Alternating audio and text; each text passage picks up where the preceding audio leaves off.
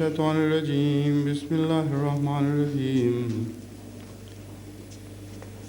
فلما وضعتها قالت رب إني وضعتها أنثى والله أعلم بما وضعت وليس الذكر كالأنثى وإني سميتها مريم وإني أعيذها بك وذريتها من الشيطان الرجيم فتقبلها ربها بقبول حسن وأنبتها نباتا حسنا وكفلها زكريا كلما دخل عليها زكريا المحراب وجد عندها رزقا قال يا مريم أنى لك هذا قالت هو من عند الله إن الله يرزق من يشاء بغير حساب هنالك دعا زكريا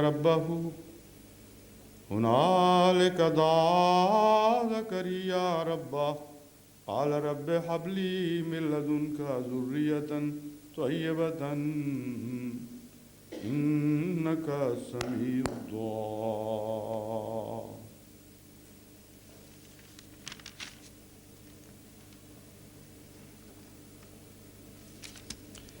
Remember when a woman of Imran said, My Lord, I have vowed to thee what is in my womb to be dedicated to thy service. So do thou accept it of me. Verily, thou alone art all-hearing, all-knowing. But when she was delivered of it, she said, My Lord, I am delivered of a female, and Allah knew best what she was delivered of, and the male she desired to have was not like the female she was delivered of, and I have named her Mary, and I commit her and her offspring to thy protection from Satan the rejected. So her Lord accepted her with a gracious acceptance and caused her to grow an excellent growth and made Zachariah her guardian. Whenever Zachariah visited her in the chamber, he found with her provisions. He said, O Mary, whence hast thou this? She replied, It is from Allah. Surely Allah gives to whomsoever He pleases without measure. Then and there did Zachariah pray to his Lord, saying, My Lord, grant me from thyself pure offspring. Surely thou art the hearer of prayers.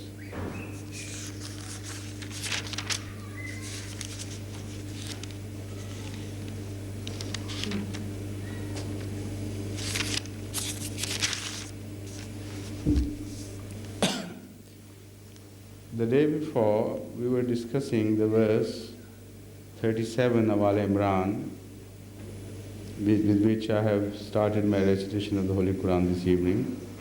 فَلَمَّا وَضَعَتْهَا قَالَتْ رَبِّ إِنِّي وَضَعْتُهَا أُنْثَى. And when she did give birth ultimately to a child, she found that child to be a girl. And then she prayed to Allah, pointing out that what she had in mind was a male child, not a female. But I have given birth to a female. And at that time also, she mentioned during the prayer that I have named her Maryam, وَإِنِّي أُعِيذُهَا بِكَ وَذُرِّيَّتَهَا, and I seek thy refuge regarding her from Satan, the rejected one. About this, the last part, I told you that some commentators, now there is one tradition reported from Abu Huraira which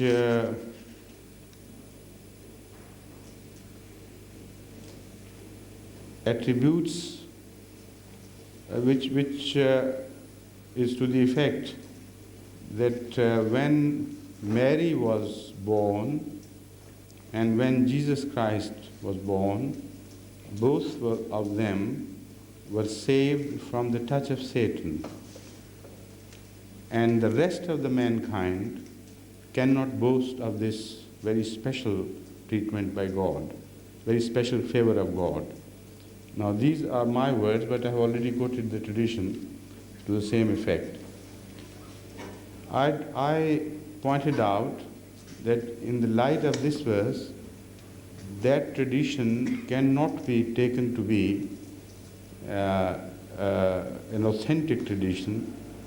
It must have been attributed to Hazrat Abu Huraira and through him to Hazrat Sallallahu Alaihi Wasallam, because it is an accepted principle by all those who know the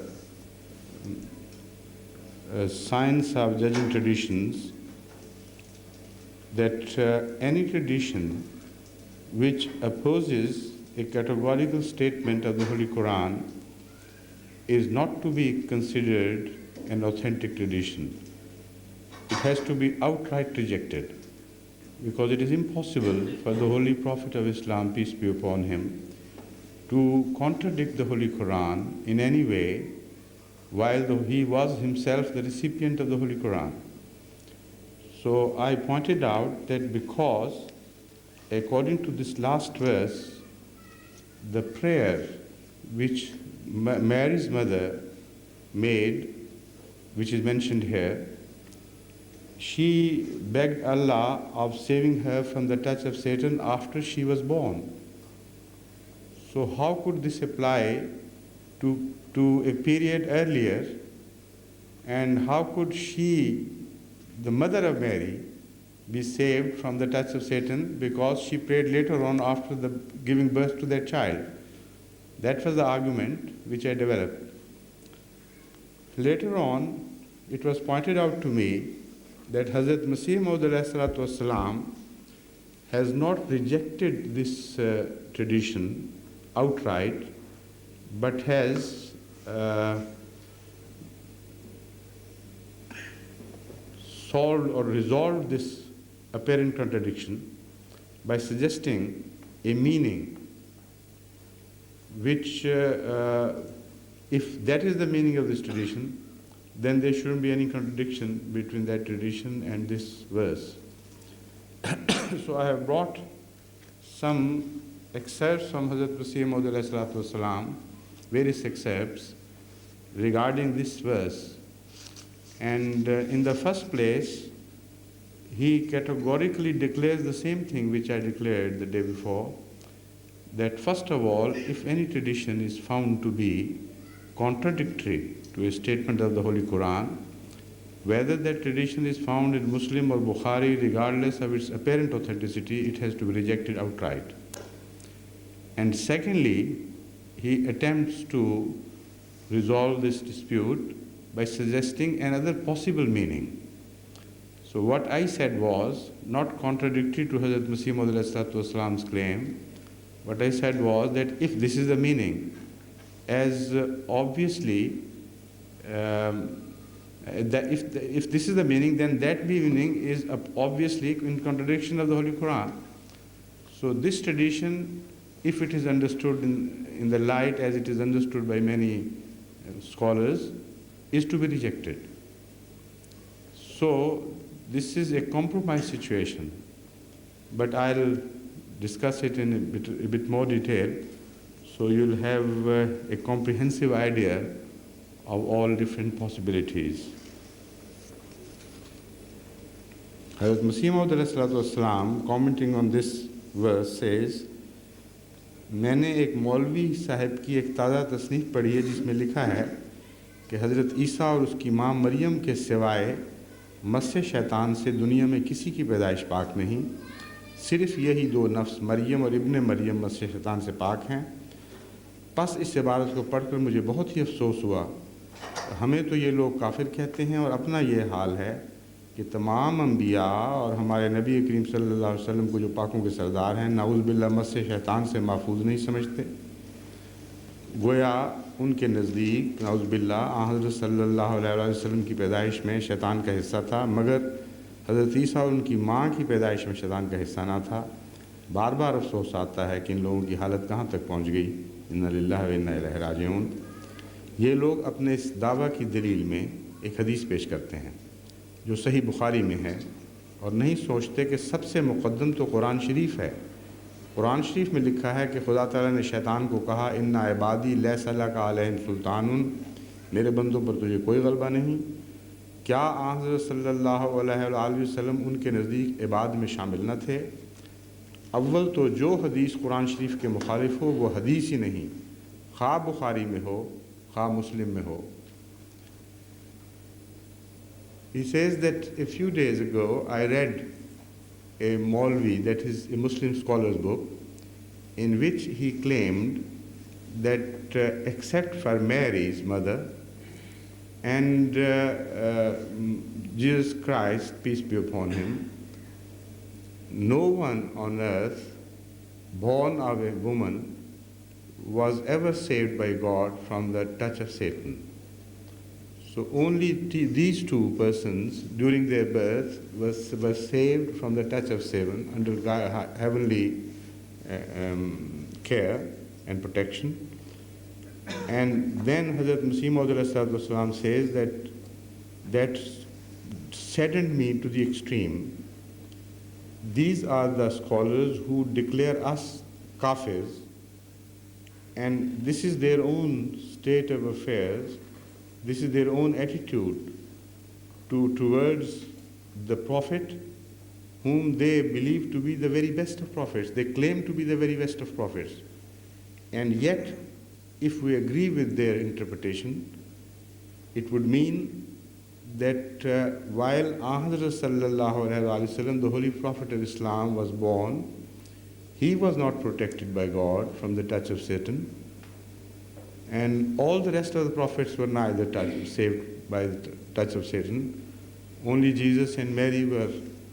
So this, Hazrat Masih Maud declares, is blasphemy. You can't have your faith and yet entertain such stupid ideas. And then he refers to the tradition of Bukhari, to which I have already referred, and says that they found this view on a tradition of Bukhari and forget to read the Holy Quran, which says, Inna ibadi laysa laka alayhim sultanun. As far as my servants are concerned, my true servants are concerned, Satan will never be permitted to have ascendancy over them. They will be totally saved and protected from the influence of Satan. So Hazrat Masih Maud alayhi salatu wasalam, quoting this verse of the Holy Quran, questions, do not these Maulvis, these so-called scholars, know that Hazrat sallallahu alaihi wasallam was the very best of his servants?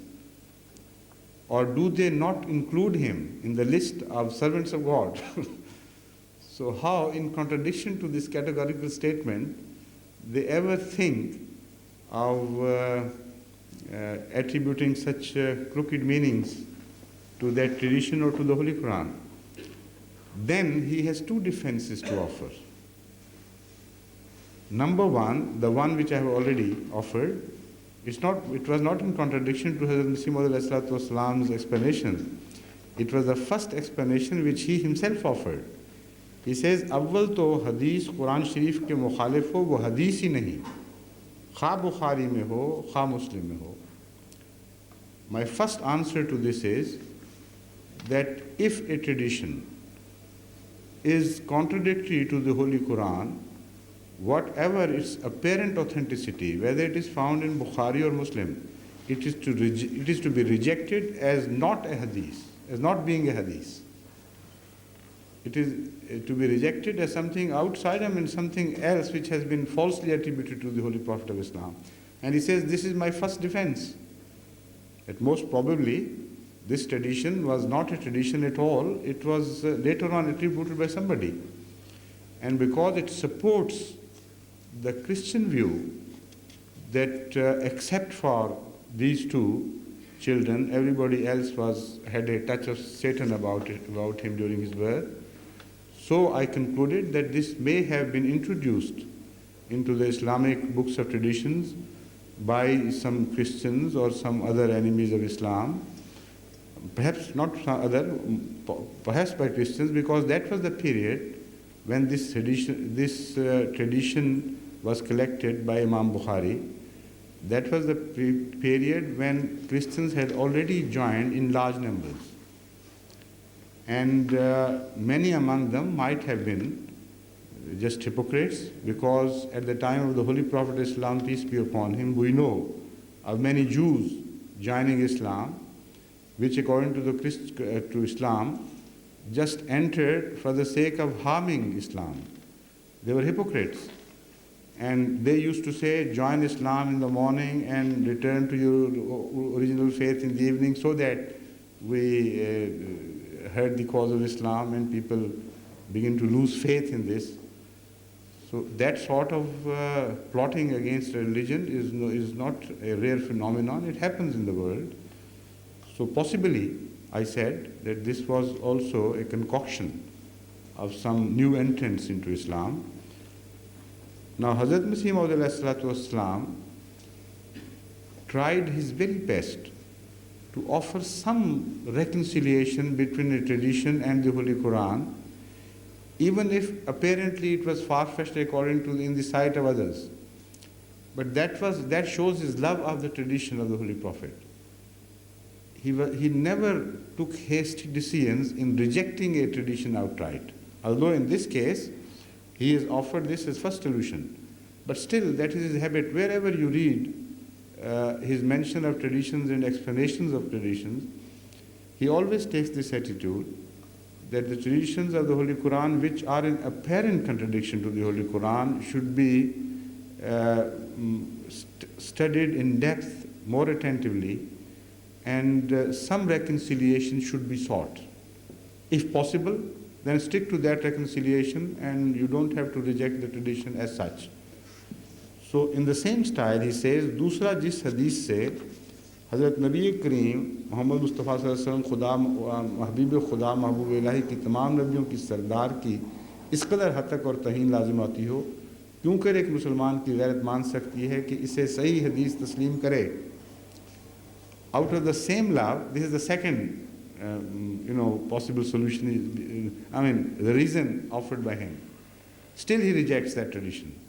Based on the believes in him to be the best of prophets, how can he believe in this tradition to be a correct tradition, while in that case, this tradition hurls the worst type or a vile insult upon the person of Hazrat Muhammad Mustafa, the founder of Islam himself.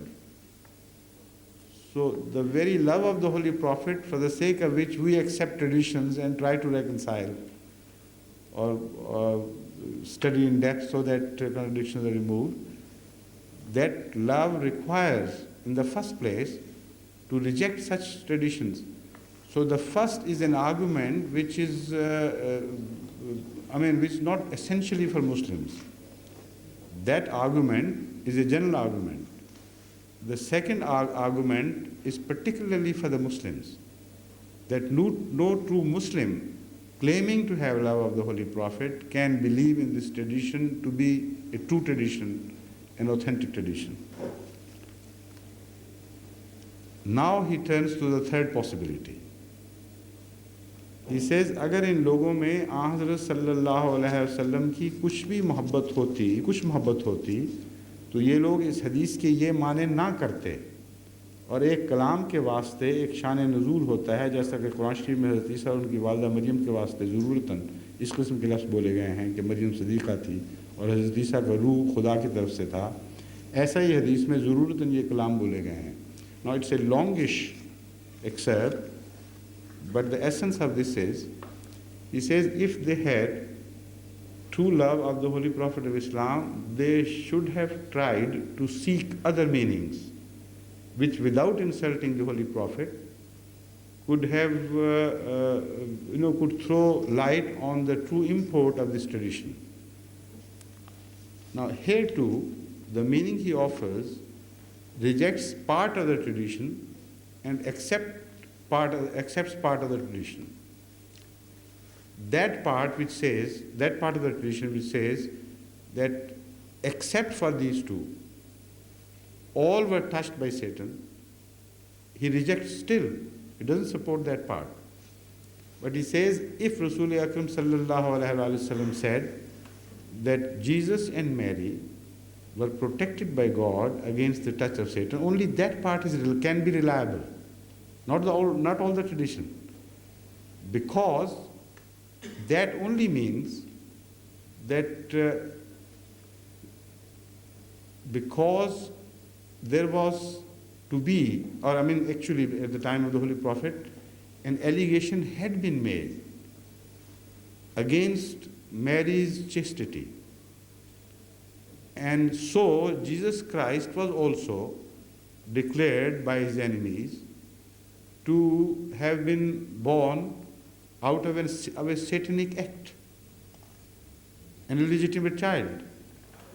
So because an allegation was levied against these two holy persons, it is in tradition, in line with the Holy Quran style, that they should have been protected by the Holy Quran and defended by the Holy Quran, and the Holy Quran should declare positively that these allegations are false. But because no such allegations were made against other prophets and their mothers, so it was not essential for the Holy Quran to start defending every prophet and every prophet's mother. If somebody is called a thief, it is essential to produce evidence in favor of him that he is not a thief. His character is sometimes supported by testimony of some other people who knew such a person well, and it is said that no, everybody knows he's not a thief. But it doesn't mean that everyone who appears in the court, he collects testimony to the effect that he's not a thief, or he's not a liar, who's not this and who's not that. So whenever an allegation is made, then it is essential to defend such a person against false allegations. So Hazrat Masih Maud has pointed out that it's so unfortunate that the Holy Quran is defending the leader of Christians, and that is why we believe him to be a pious, legitimate son. The Holy Quran is defending the mother of a holy prophet, in which the Christians also believe that she was a chaste lady. And this is why we believe in the chastity of Mary. Otherwise, worldly-wide speaking, we have no proof. But instead of being grateful to Islam, instead of being grateful to the Holy Quran, what the Christian scholars are doing it, that distorting the same evidence in favor, they turn it against all the other prophets and also against the Prophet of Islam himself, who in fact came to their rescue. If such verses were not found in the Holy Quran, why should the Muslims all over the world, not agreeing with the faith of Christianity as such, would have believed in the chastity of Mary or in the legitimacy of Jesus Christ's birth? So it is a favor of the Holy Quran, not a favor in the sense that every Christian should be considered directly under debt to the Holy Quran, but this is a style. The Holy Quran shows its favors on every righteous person. So a righteous person's righteousness is defended, but it is in very bad taste to give it a wrong turn, distort the whole picture, and start using it for attacking the Holy Quran and the holy founder of Islam and his mother without rhyme or reason. So that is what Hazrat Masih Maud has said in the third place. In the first two choices, he tends to reject this tradition as a wrong attribution. But if a part of it to be accepted, not the whole, then this would be the meaning, because that would be in conformity with the Holy Quran.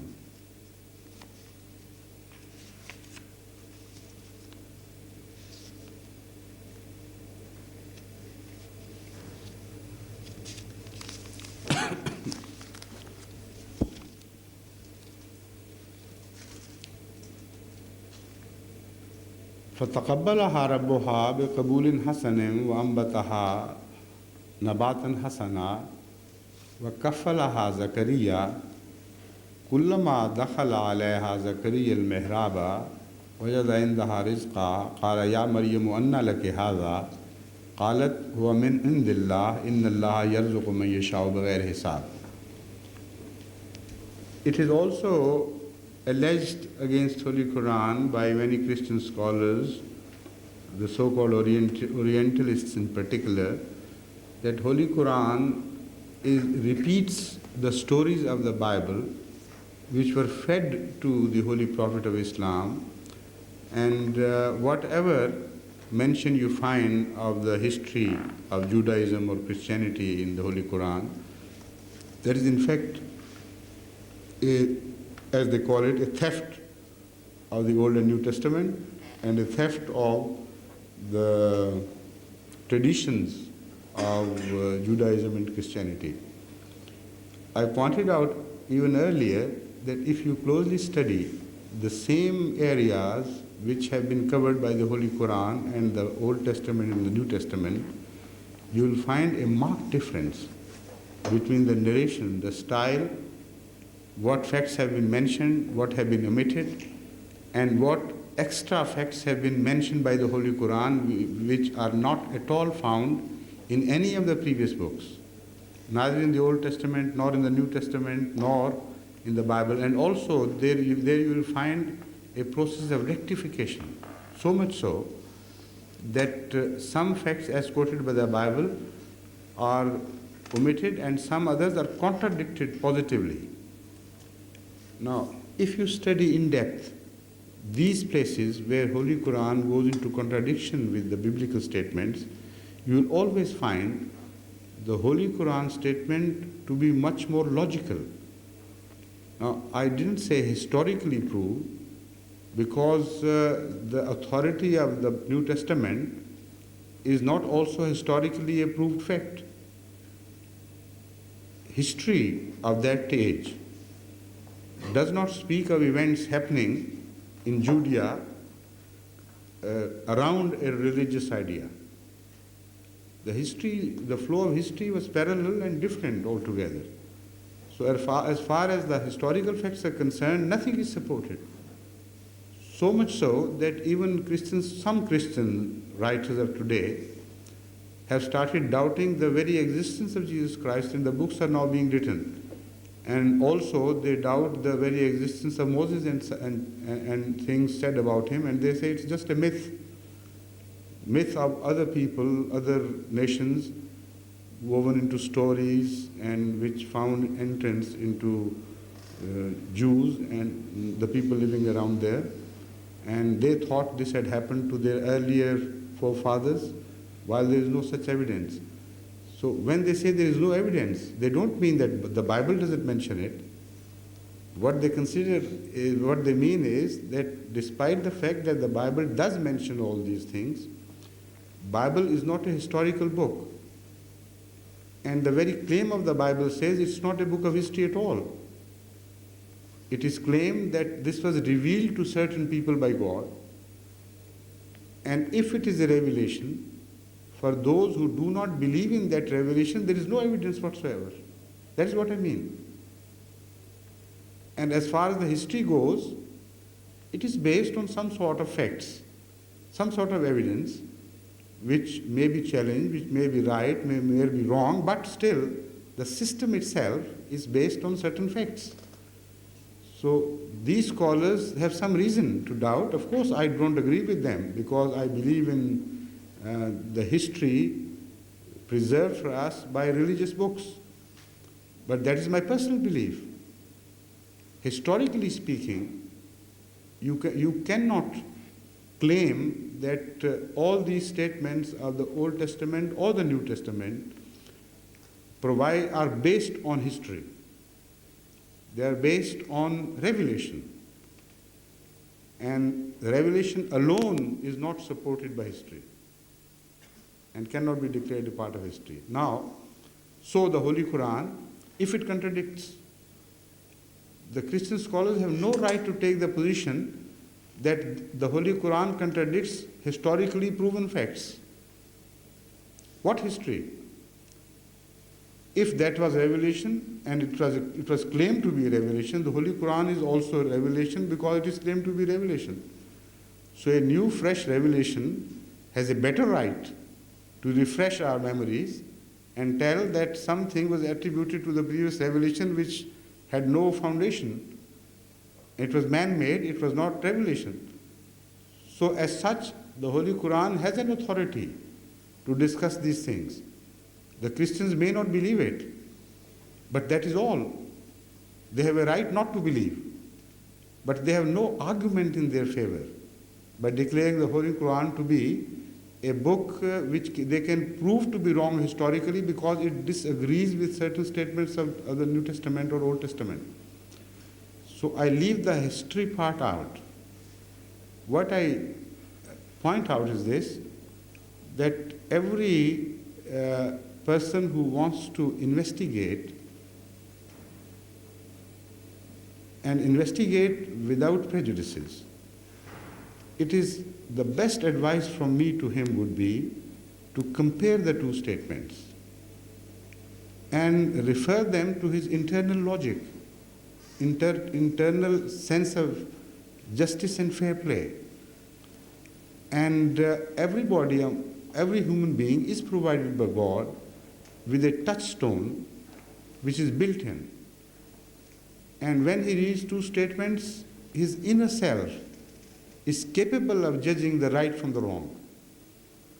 Putting these two statements to that touchstone built in our psyches, one can easily see that there some statement is defective and hollow and less to be believed than another statement. So that is the only criterion open to us, and no more debate can be held, or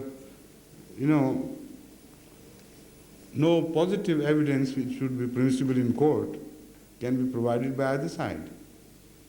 So from this point of view, from this angle, I want to point out certain differences in the statement of the Bible and the Holy Quran regarding what happened with Mary after her birth or before her birth, and what happened before the birth of Jesus Christ and all that.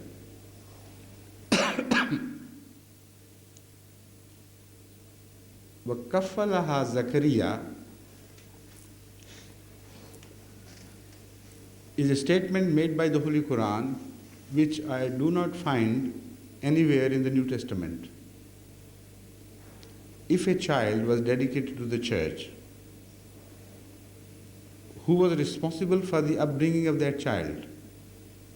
On that, the New Testament is silent. Whether she was still brought up in the house of her mother, how long did she live afterwards to look after her, that is not mentioned. If a child was dedicated, whenever the child was dedicated, it was the custom, established custom, that the child was handed over to the church authorities. Previously it was the Jewish church, and later on it became the Christian church. So it was not like the dedication with which we are aware, the Ahmadis, that I dedicate a child and then bring the child myself, look after his education when he's finished and when he's grown up. Then I offer his services to the community. That's a completely different way of dedication. I'm basing my argument on what we receive as customs from Christian authorities and the Jewish authorities. So as such, what happened to Mary? She must have been handed over to the church under whose supervision and whose patronage was she brought up. The Holy Quran points out that she was brought up under the patronage of Zachariah. Now, Zachariah is, according to Christians, a high priest of the Jewish church of that time. And we find two names, similar names, mentioned in the Bible. One is Zechariah, spelled with E, Z-E, and another is Zachariah, spelled with A. According to the biblical statements, Zachariah was the high priest of the time, the father of John the Baptist, and father of Johanna, John. Is he called the Baptist? John the Baptist. The other one is John the Revelationist or something, I got confused with that. The two Johns, one came later, he is the John of Revelation. And this was the John the Baptist. Anyway, so the Christians and the Jews believe that this Zachariah of the time of Mary was not a prophet. He was just a high priest. And according to them, Zechariah, who was a prophet, happened to live much earlier, and his book is mentioned under the same title, Zechariah, but spelt with an E. So that is one difference which should be kept in mind, that when we say Zechariah, the Holy Quran, when the Holy Quran mentions Zechariah, it does not mention the mother. Secondly, the New Testament does not mention the patronage of Zechariah under which Mary was brought up. This is why it has to mention later on that there was a panic when Mary was discovered to be pregnant. And people wanted to give, the church elders wanted to give her a cover. This is why she escaped and went to mountains, to the house of Zechariah's wife, and lived there for 3 months. And later on, what happened? It was quite apparent. But the point is, why should the Holy Quran mention this, that Zechariah looked after her? The reason is that if a child, a girl, is handed over to church without anybody specially caring for her, it would cause definitely scandal later on when she grows older. And also, anybody could have access to her. And there is no guarantee for her true, correct upbringing. And it looks illogical. And secondly, if it was a younger man, then again there would be doubts, her having some relationship with that girl, because after all, she was not his daughter. So why Zechariah is mentioned? Also you will find that Zechariah is mentioned to be very old at that age. When he started looking after Mary, he might not have been that old. But when Mary grew older and came of age, at that time, both according to the Holy Quran and according to the Bible, New Testament, you can see Luke, for instance, chapter 1 for this narration, he had grown so old that when he was told by the angels that God has decided to grant him a son, he expressed surprise.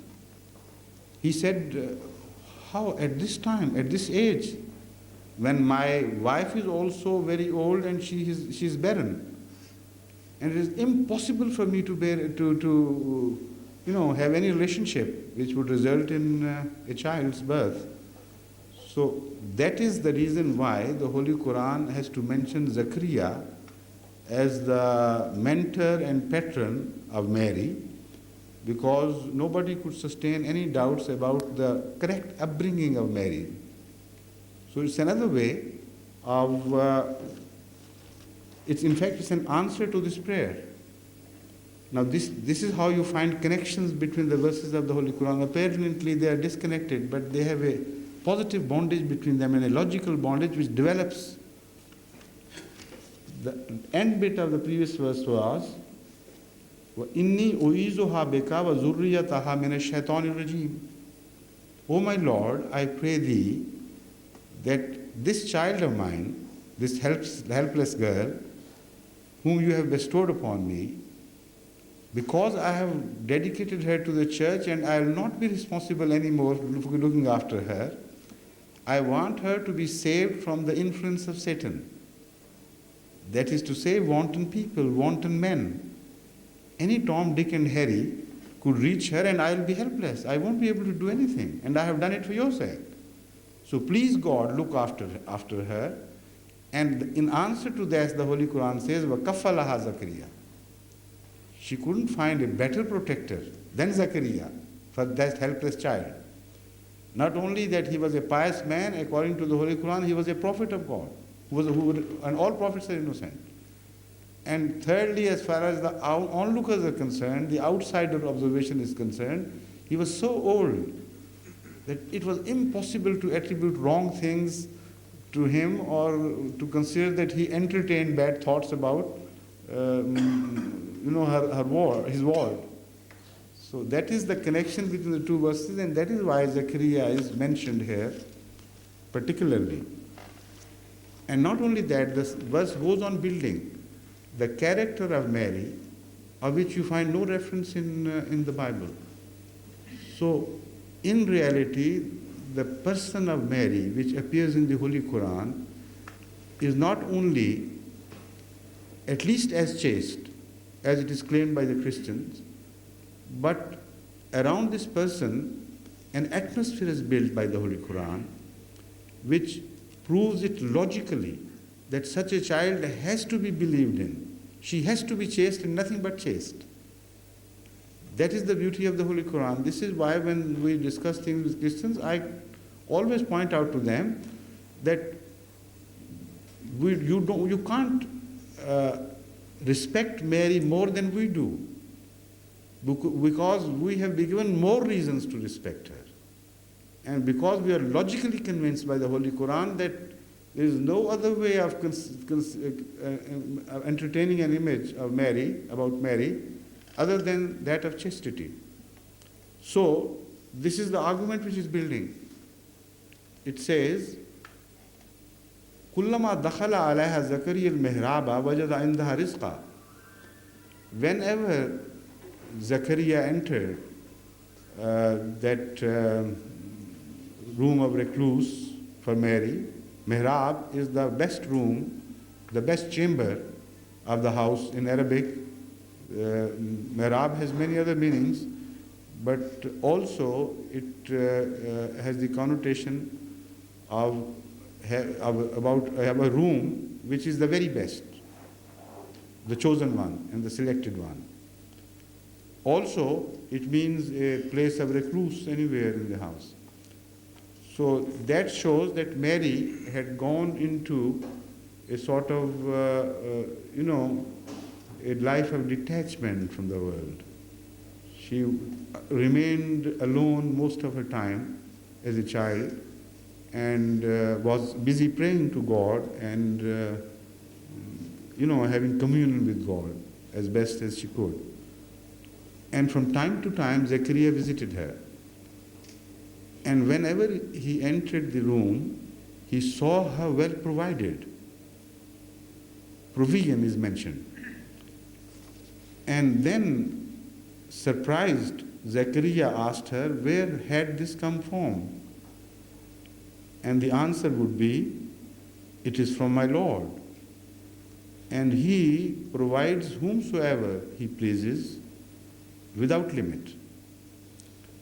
Now, most of the Muslim scholars have attributed only one meaning to this rizq, that is provision. They claim that there were fruits and edible things, and they appeared out of the blue. and they were just there, sent specially by God. It could be so, but it is, we don't have to go that far as this is concerned, because it was the old custom and still is everywhere in the world, that whenever somebody has a detached life from human affairs, when somebody dedicates himself or herself for the sake of God and has no means of livelihood independently, then people of faith go to such a person and provide him with all sorts of things. This happens everywhere in the world, so if it happened in the case of Mary, it's not surprising at all. And whenever you ask such pious people where it came from, they would all.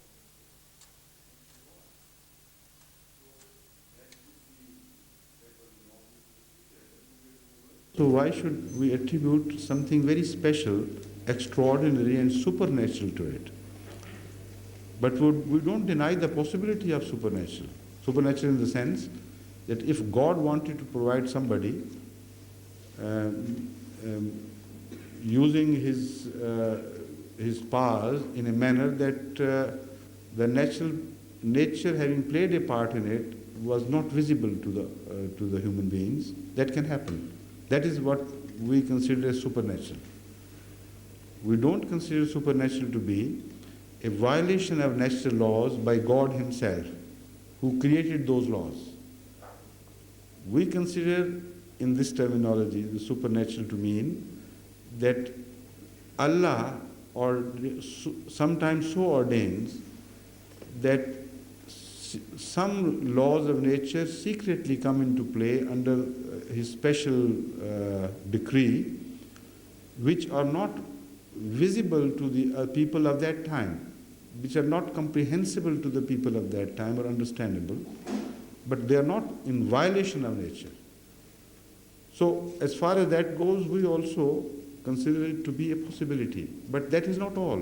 What I want to point out this evening was that Hazrat Muslim Maud particularly has offered another meaning which are not contradictory to these meanings, but which are additional and preferable.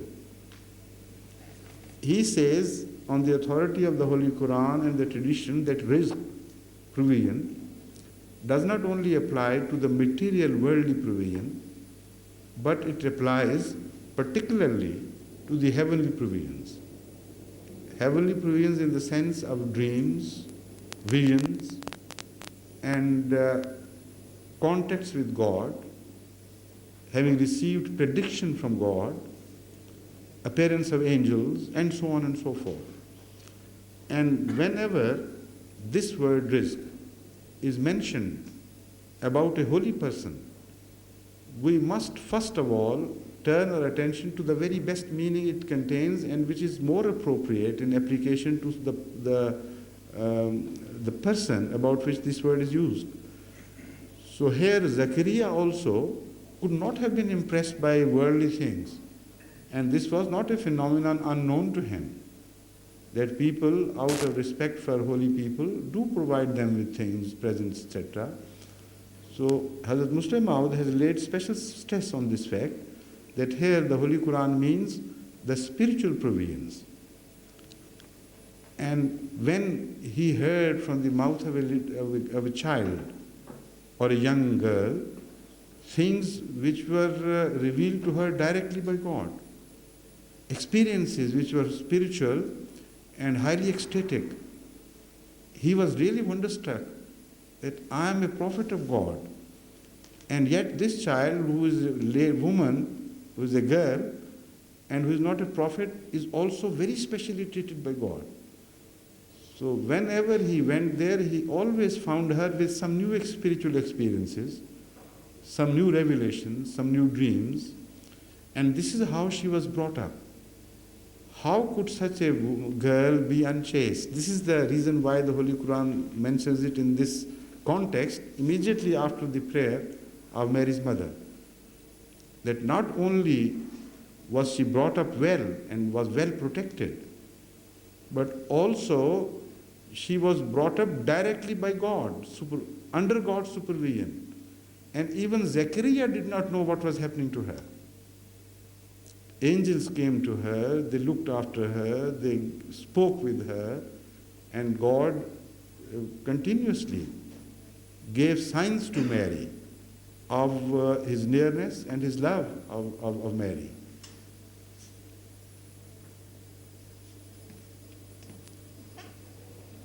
هنالك دعا زكريا قال رب هب لي من لدنك ذرية طيبة إنك سميع الدعاء. No, a prophet, or at least according to the Christians, a high priest of a great order and piety, he was so deeply impressed by the piety of that lady that because of her example and her being a model girl, he started entertaining hopes or at least desire of having a son like her. You know, that was the quality of that girl who was to give a virgin birth. Now, in view of all that character and the previous history, it would be a wanton thing to not to believe such a girl and go on insisting that she had illicit relationship with somebody. So, the birth of Yahya, that is John the Baptist, owes its gratitude to the piety of Mary, according to the Holy Quran. Hunalika da Zachariah Rabbahu, there and then, having been so deeply impressed, Zachariah once prayed to God, Qala Rabbi habli min ladunka zurriyatan tayyibah, O my Lord, grant me from Thyself a progeny or offspring which should be pious and chaste like this girl. I mean, that is implied. Innaka sami'ud dua, I know you do listen to prayers. Now this sami'ud dua now again refers to the prayer of Mary's mother. You see, here there was the evidence. It is a connected story, and it came to the mind of Zachariah that no better proof of Allah's listening to prayers can be offered at this time than the very person of Mary herself. Because her mother had prayed that, oh God, save her from the touch of Satan, and because I have witnessed it myself, that he is saved completely from the touch of Satan. She is a holy lady. So, I know you listen to prayer, I mean, that's no longer a secret, that sort of thing, Of course he knew it, even otherwise. But it's a style of praying in a manner that Allah is, if we use the human terminology, is definitely moved, And there's no way out for Allah to refuse such a prayer. There's styles of begging, you know it. And because man has also learned from God, his nature, inner nature is built by God and has a stamp of God. So if we apply these things to our ordinary experiences, then we begin to understand such events better. There are beggars and beggars. And some, when they beg of you, you feel like, turning them away or sometimes be harsh to them. Sometimes beggars are even kicked out of the houses or, spurned, their efforts spurned at the very doors. And sometimes there are beggars, who have a way with you that you even invite them into the houses. We know such ladies in Pakistan, particularly, I know in India as well, where they are deeply influenced by some beggar's style of begging. And they keep standing at the door looking at them with some mercy. They give them something and say, all right, wait a minute, I'm going to bring something more for you. And then they say, okay, Babaji, would you please step in for a while, let me serve you better. And then they begin to hold a very special relationship of reverence towards such people. So similarly, these things are told to us by the Holy Quran, that when you beg of Allah, you should also learn from the style of those prophets who made an impression on God, in a sense that he could not reject their prayers. So when you remind God, that is to say, of course God remembers everything, but this is just a human terminology. I know it's inadequate, but to give you a message, I have to use this terminology. When you pray to God, if you remind Him of earlier acceptances of prayers in the similar situations, it would be like reminding a judge of a precedence, quoting a previous decision from a previous court, which was very similar in nature and events. So the judge, of course, judge is helpless. Allah can refuse, but a judge can't. So similarly, if you remind God of precedence, that is, if you are reminded of a precedence, and you point out during the prayer, oh God, you have been doing this, I know. So it's more likely that such a prayer will find its way into the mercy of Allah. And of this we find many references in the Holy Quran. From this point of view, it's a most excellent book from the books of the world. And this is not just a tall claim. It is for anyone to judge and compare. The styles of prayers which have been mentioned in the Holy Quran are not mentioned entirely in all the religious books of the rest of the world. Prepare a list and compare it with the styles mentioned in the other books, then you will begin to know what I mean. It's not a claim. We have positive evidence. And all the very best styles of earlier prophets have been collected and contained in the Holy Quran.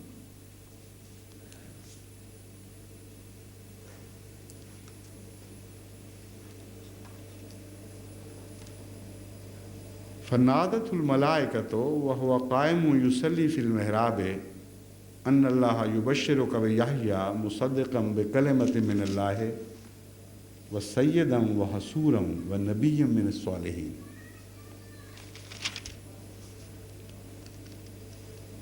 Then angels addressed him while he was standing praying in a mihrab, again a chamber specially devoted for prayers. أَنَّ اللَّهَ يُبَشِّرُكَ بِيَحْيَى, God sends you the glad tidings of Yahya. Now the child is not yet born, but he is told of the birth of a child by his name. مُصَدِّقًا بِكَلِمَةٍ مِّنَ اللَّهِ. Now the translation of this part made by this rendering of the Holy Quran which I have in my hand is, who shall testify to the truth of a word from Allah. In some other renderings of the Holy Quran, it is said that he would testify to the signs of God, generally speaking. But in reality, what it refers to is to Jesus Christ. This is my interpretation, and I have reasons to believe that this is what the Holy Quran means here. Because the Holy Quran refers to Jesus Christ as the creation of God through word. That's one thing. And secondly, Kalimatullah is the title of Jesus Christ given by the Holy Quran itself. Kalimatu minhu. Which is the verse? Do you remember? Kalimatu minhu or Kalimatullah? Kalimatu minhu. That is again the same thing. Here it says, Be kalimatin minallah. So there it is mentioned about Jesus Christ himself, kalimatu minhu. So that shows that this is the same kalma which is being referred to. Because in the Old Testament it was prophesied that before Jesus Christ, an old prophet who had ascended to heaven sitting on a chariot would return. His name was Elijah or Elia. As we understand him, his name was Ilyas. He would return and he would tell the rest of the world, the whole world, that the time of Messiah's advent is close. So prepare yourself for accepting, that sort of thing. So it is said, now very interesting, this child is the gift of Mary's chastity, and his mission is devoted to the service of Mary's son's mission, who is not yet born, who is not yet conceived. You see how deeply connected these statements are, and how deep in meaning they are, and how logically interwoven they are. It is mentioned that Jesus Christ, the very concept of Yahya's birth was born into the mind of Zachariah because of Mary and her chastity. So when his prayers was ultimately accepted, the first mission mentioned about Yahya was that I would give you Yahya to be the forerunner of Jesus, forerunner of the son of Mary, so that you should always remember that you are indebted to Mary's chastity, and that is also logical. So he would be a living sign of Mary's chastity, and as such he would also be a sign of the truth of Mary's son. This is why he is, an intermediary between these two. Was Sayyidan, but he would not be a servant to Jesus Christ. In his own right, he would be a leader created by God, a noble man. So if you conceive the concept of a subservient person, just a small man who came only for this purpose, this is what is rejected by God. It says this is our way of doing things, but that doesn't mean that he would be in any way subservient. He would be Sayyid. Now we have on the authority of testimony of various books, even the scrolls of the Dead Sea Scrolls, that Jesus got initiated first in the sect of Essenes at the hand of Yahya. So the relationship between Jesus and Yahya was that of a Sardar and the one who had got initiated at his hand. That is how his first spiritual training began. I shouldn't say first spiritual training. First spiritual training started from the very childhood, of course. But formally, his training started at the hand of Yahya, and when he got initiated into Essenes at his hands. So Sayyidan also refers to this event, that he would be a Sayyid, a Sardar, as far as the world is concerned, and in his own time, on his own merit, he would be a Sayyid. Wahasuran.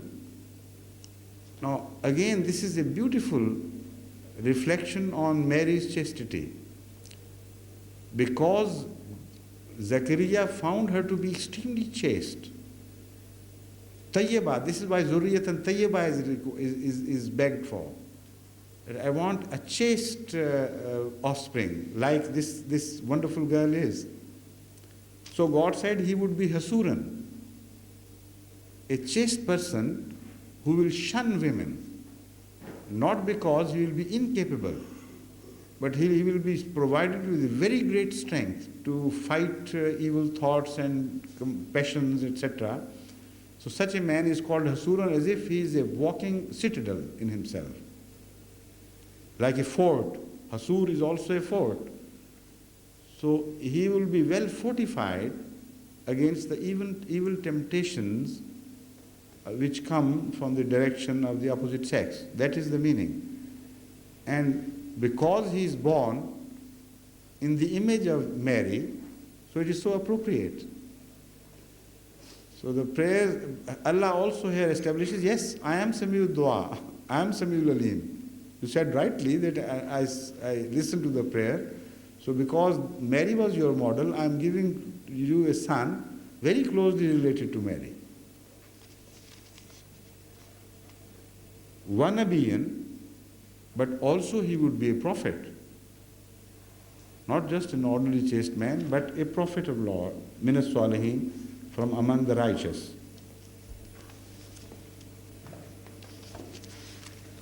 قال رب أنا يكون لي غلام وقد بلغني الكبر وامرأتي آخر قال كذلك الله يفعل ما يشاء. Now that is what I pointed out earlier. At that time,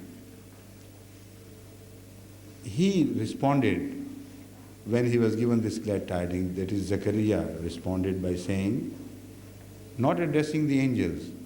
That shows that they came, delivered the message, but he continued praying. Qaimun fil Mihrab shows that he was addressing himself to God. He saw a vision, but did not turn his attention from God to those angels who were giving the message. That was his the extent of his devotion and purity of his devotion.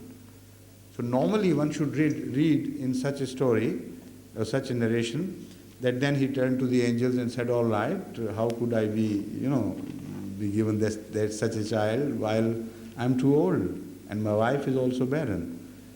But the Holy Quran says he didn't turn to the angels at all. What he did was, قَالَ رَبِّ أَنَّا يُكُونُ لِي غُلَامٌ, O my Lord, how can I expect to be blessed with a ghulam? Now, this word ghulam also requires special attention. He did not pray for a walad, but for a ghulam. Ghulam is the title, is the name of a child who is grown up. The newborn baby or infant is not referred to as ghulam. Ghulam is a boy who has a quality of ghilm about it. You know, the word ghilm is a very interesting word in Arabic in connection with the word ghulam. This is a word which indicates sexual passion.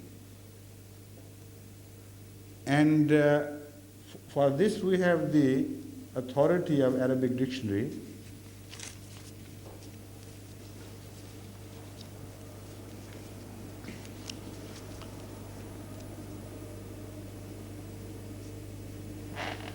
I'll bring you up to date with that.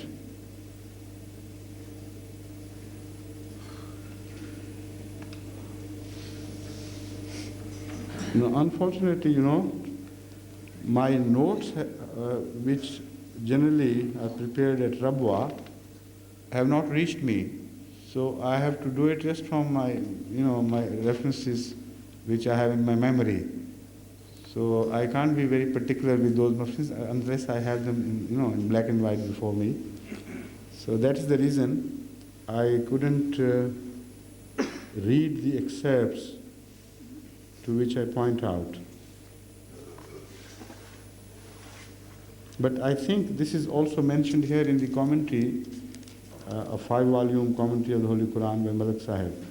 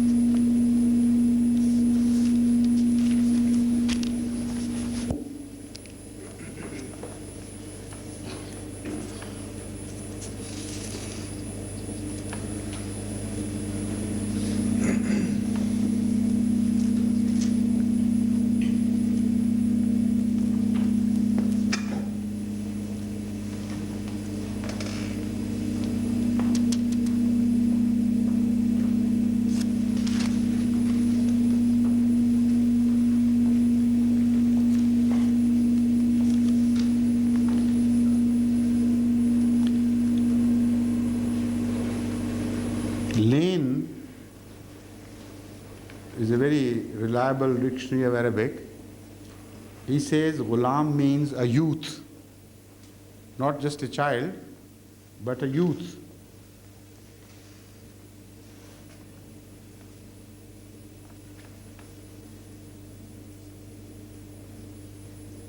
But it doesn't mention here the root and the connection. You know, if I can provide it later on next time, that the word ghilm has the first connotation of sexual awareness or sexual passion, etc. So ikhtalama is a word which indicates that. And also iglam is also used in the same sense, in the bad sense of course. But ghulam is a person, is a child who has grown up to teenage. So a young man or a young boy can be called a ghulam. Among other things, of course. Ghulam is also a slave, but of a mature age. So here, Hazrat Zachariah had begged for a ghulam, which not in this sense, because ghulam here simply means a young boy, an old grown-up boy, because he was old. And he himself was responsible for a child left almost like an orphan. And he knew what becomes of such a child, how difficult it is. So he wanted to look after that boy himself. And so instead of praying just for a child, he prayed for a ghulam. And he lived long enough to see Yahya grow up into a mature age. That is the reason why the word ghulam is used. So, in this prayer, he expresses surprise in both ways. First, he was old enough not to have been able to, initially, to get a child. He was past that age. But on top of this, to have a ghulam, to be able to see him grow into a ripe age, that he said, it seems to be impossible for me to believe. But not that he did not believe. That was an expression of gratitude, in fact, and an expression of wonder at the great powers of God. So he said, Balagani al-kibaru, already I am too old. Wamraati akhir, and my wife is barren. She can't bear a child. Qala kadhalik Allahu yafalu ma yasha. Allah said that this is how Allah brings to pass whatever He desires, whatever He desires to something to, whatever He desires to be, it comes to be. Now here again there is a controversial point, and there is a difference in the statement of the Bible and the Holy Quran regarding this issue. The Bible categorically mentions that, the New Testament I mean, that he did not believe God, Zachariah, and he expressed doubt. So God became angry with him. And because of that anger, as a sign of his wrath, he rendered him mute, incapable of expressing himself, and his voice was lost, totally lost. So that is how he gave the glad tidings to the rest of his people under punishment from heaven, under wrath of Allah.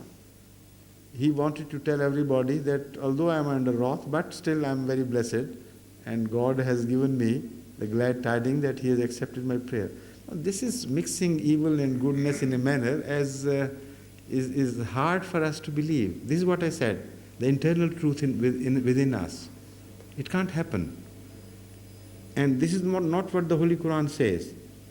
The Holy Quran says, God told him that yes, I can do it. He knew all the time he could do it, because the Holy Quran in another place mentions the same prayer in a different style. one prayer he sought, one wish he sought from Allah. I mean, that is not the one incident which is quoted by the Holy Quran. It repeatedly so happened. Whenever he visited Mary, a desire was born in him. And whenever he returned home after visiting Mary, he prayed to God and expressed his desire in such ways, in such wonderful ways, that it can still melt our hearts the way he expresses. So in that other occasion, he says, Rabbi inni wahanal azmu minni, washtala rasu shaba, walam akum be du'aika rabbi shaqiya. In Surah Maryam, these are the words attributed to him. He was never doubtful in his faith. He never entertained doubts about God's power. What he says here is this, that, oh my Lord, I am so old that the old age has seeped deep into my bones. Even my bones have become old with age. As if, the very fiber of life is completely overwhelmed by old age. Vashtala rasu sheba. My head, as if it has caught fire of white. Completely overwhelmed with whiteness. That is called grayness in English. But Vashtala rasu sheba is just, the word white is not mentioned in this verse. It says, it's as if my head has caught fire. It's all aglow with age. And this is a beautiful expression too. Black hair is indicative of night and also of youth, because darkness resembles night. So in youth, one's hair is very dark. So when you build a fire in the night, it removes all the darkness around. So that is the picture which has been painted by the Holy Quran referring to Hazrat Zachariah. That shows that he kept on thinking of some ways, to impress God and say that, all right, if I pray like this, let's see how God can refuse this. So what a pictorial way of praying. Vashtala rasu sheba, the night of my youth has been turned into a day of old age by this fire of whiteness which has overwhelmed my hair. Yet, he says, Walam akum be du'aika rabbi shaqiya. Despite everything, despite all this, I am not one of those who lose faith in prayers, in your acceptance of prayers. I don't consider myself, such a wretched person, shaqiya, such a wretched person as to lose faith in your acceptance of prayer. No, it's not possible. Despite all this, I know that you can hear my prayers and you can answer them and accept them. This is the quality of my faith. So how could he express anything immediately after he had said this, and God said, all right, if you believe in my prayers, I accept it. There also he says, Samiul Alim. And then he should start it expressing doubt. No. I was just joking sort of thing. I was not taking it seriously. You are serious? Can it happen? That is impossible. That is, completely, contradictory to the whole atmosphere which is being created here by these verses. So it was not out of punishment. And because no punishment was necessary, no punishment was required, because what he said was, that is just a wonder, expression of wonder. Also, that was a compliment to God's powers. And that is what we also do in ordinary life. Sometimes, we ask something from our parents, and when they give us, we say, really? Really you have given? We know they have given us, but the expression of wonder means you're so good, So that is what he meant. So what happened to his voice, according to the Holy Quran, is not what happened to him according to the New Testament. he is known to have said, according to the Holy Quran, as begging Allah after this, Rabbi Jalli Aya, give me a token, whereby I should know that you have promised me, that sort of thing. And the token given to him by God according to this verse was, Allah tukallim an-nasa salasata yamin illa ramza. Only for 3 days, according to one version, according to some scholars of Islam, the meaning is God caused him, caused his voice to be lost for 3 days, as a sign, as a token. Vaskur rabbaka kathiran wa sabbe bil ashi wal ibkar. You should go on remembering God day and night, night and morning, and extol his, extol him and his praise. Now, some scholars say this, but the Ahmadiyya scholars believe that this is not what was said. God did not forcibly take away his voice.